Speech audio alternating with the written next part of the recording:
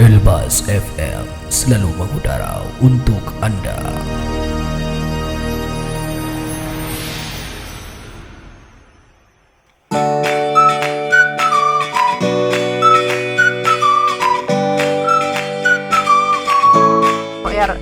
Rekan-rekan Elbas ini mahasiswa khususnya, saya tahu makan mie itu enak, enak banget gitu, tapi tolong dikurangi. Caranya tuh sebenarnya gampang. Kalau di kosan itu nggak usah nyetok mie banyak-banyak deh.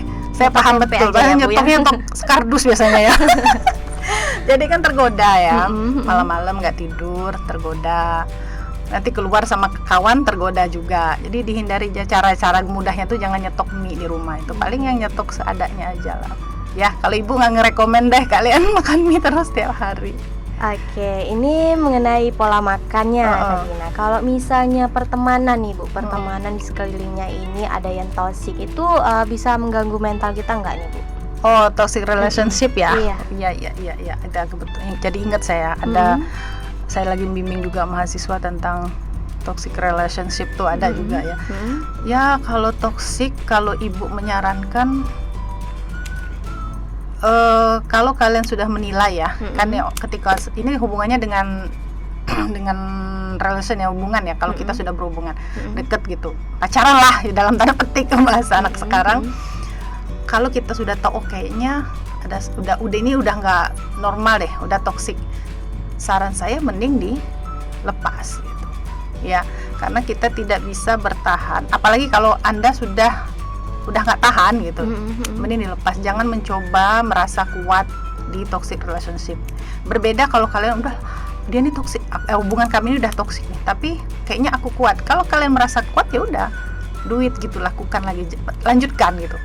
Jadi yang tahu kan Anda, yang tahu kan kalian yang sedang melakukan hubungan. Tapi kalau saran saya sih, biasanya yang namanya toksik itu pasti yang namanya racun kan, pasti merusak dan merugikan. Memang tidak secara langsung, tapi nanti jangka panjang gitu. Jadi yang sedang melakukan atau yang sedang mengalami toxic relationship, silakan direnungkan lagi, masih ada waktu untuk ya kontemplasi lah, nanya lagi ke diri sendiri, mau dibawa kemana sih, udah sejauh mana, seandainya hubungan ini diakhiri, apa yang akan terjadi antara masing-masing. Karena toksik kan kadang-kadang, maaf ya, laki-lakinya nggak mau ngelepas biasanya kayak gitu kan, atau perempuannya karena dilepas kadang-kadang sampai mau melakukan hal-hal yang di luar nalar kayak gitu. Atau kalau memang tidak bisa, mau lepas tapi tidak bisa, cari orang ketiga. Orang ketiga ini misalnya psikiater, konselor, seperti itu. Kirain apa nih tadi ya rekan setia ya? Saya orang ketiga yang udah kemana aja saya pikiran. Jangan orang ketiga seperti itu, karena itu yang merusak, pasti merusak. Itu bukan jalan solusinya ya. Jadi orang ketiga yang ibu masukkan tuh itu psikolog atau konselor ya, kembalilah ke ahlinya gitu. Iya Bu. Nah Kak, ini kan dalam hubungan yang itu kan Bu. Nah jadi kalau yang hubungan pertemanan, persahabatan gitu, nah Bu, kan kita satu kelas, kemudian juga mungkin sudah bareng-bareng, tapi di depan kita itu senyum-senyum, kita mau dipeluk gitu kan. Tapi kalau di belakang ditusuk nih. Nah, ini gimana nih Bu? Apakah ini pengalaman pribadi kayaknya? Ini pribadi ada, kemudian orang yang bercerita juga ada nih Bu. Jadi itu apakah kita lepas atau kita biarkan aja nih Bu, dia semena-mena seperti itu Bu? Ya, ini berarti bad relationship ya, pertemanan yang buruk gitu. Ya, ini banyak terjadi di semester 5 ke atas nih Bu. Pertemanan mungkin di lingkungan kampus, mungkin bukan UNPAS saja nih, mungkin banyak juga kampus yang lainnya. Ya, jadi kalau untuk pertemanan ini kan ada, mungkin sering baca quote gitu ya di Instagram, di TikTok, dari mana. Carilah teman yang dia itu memberikan energi positif ya, yang memberikan energi positif ke kita. Hindari teman yang memberikan energi negatif. Teman yang energi positif itu kan artinya yang kita kalau ketemu dia itu kita nyaman. Kita kalau ketemu dia itu kita termotivasi ngeliat dia. Ya. Ada teman yang energi negatif tuh kalau ketemu dia tuh bawaan kita tuh sebel, bawaan kita tuh nih orang perasaan ngebanggain ininya dia aja, nggak ngerti perasaan orang, kan ada ya seperti itu maksudnya kan. Tapi dia teman deket.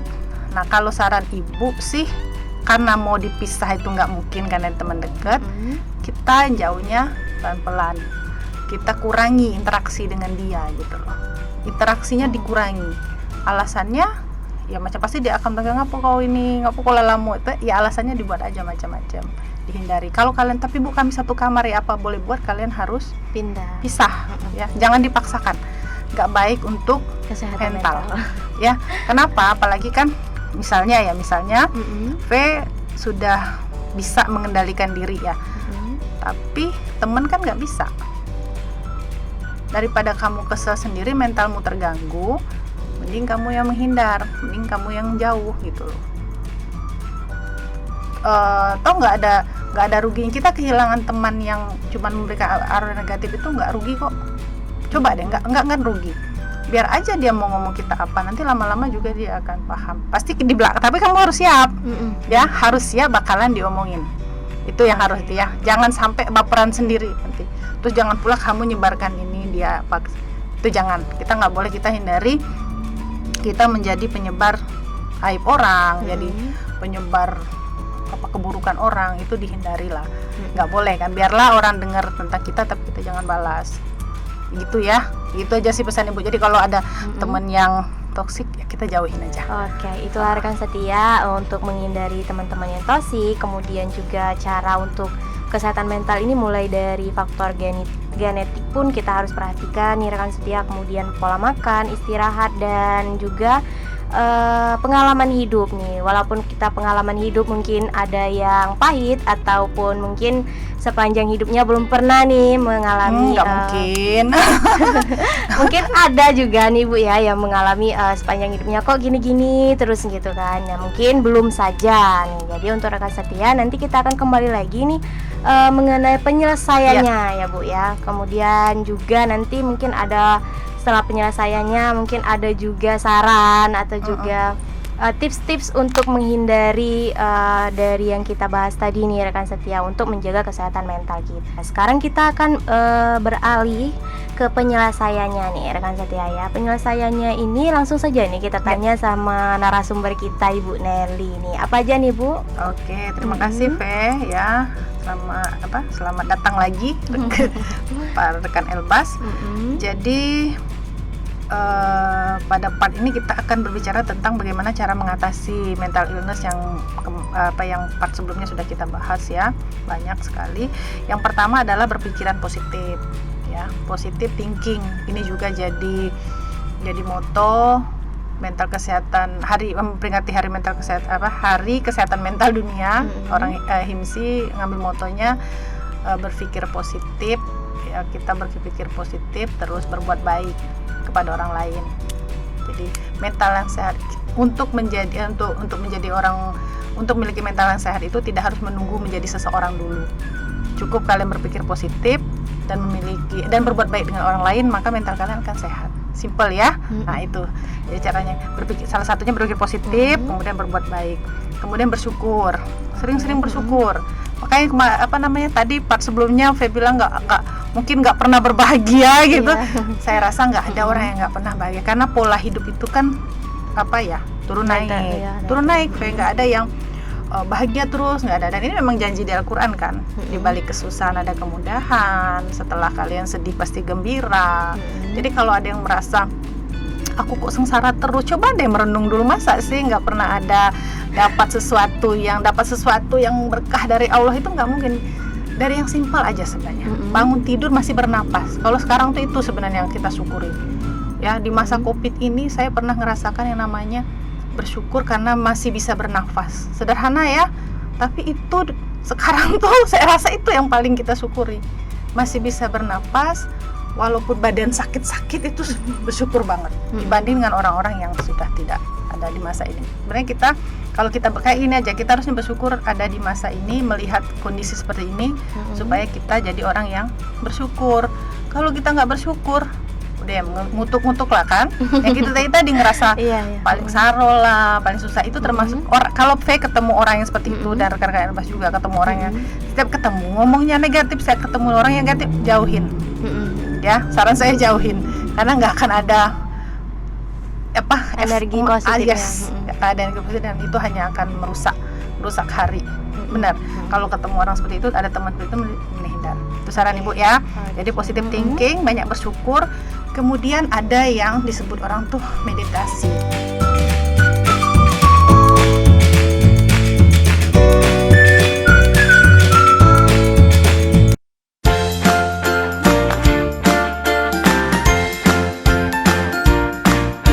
Di mana saja dan kapan saja, pastikan Anda selalu menyimak 97.6 Radio Elbas FM.